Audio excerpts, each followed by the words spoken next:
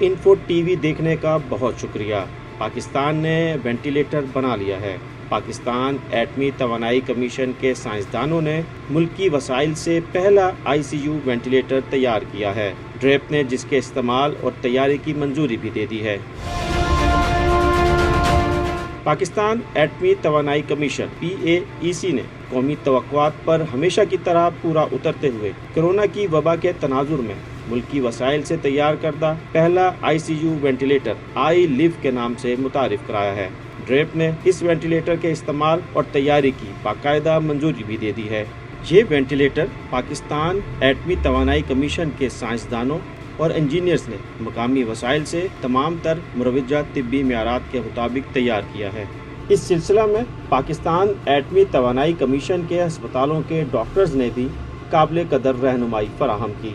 بہت سی سائنسی جانچ کے علاوہ یہ ventilator Pakistan innovation and technology centre PITC اور پاکستان انجینئرنگ کونسل PEC کے معیارات پر بھی پورا اترا ہے۔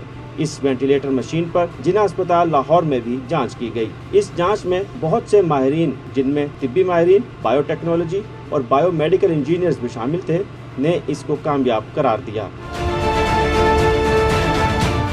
پاکستان ایٹمی توانائی کمیشن کے ترجمان شاہد ریاض خان نے بتایا کہ ڈریپ نے ایٹمی توانائی کمیشن کے تیار کردہ اس وینٹیلیٹر کے استعمال اور تیاری کی باقاعدہ منظوری دے دی ہے، اور اس طرح یہ ملک میں تیار کردہ پہلا وینٹیلیٹر ہے جسے ڈریپ نے منظور کیا ہے۔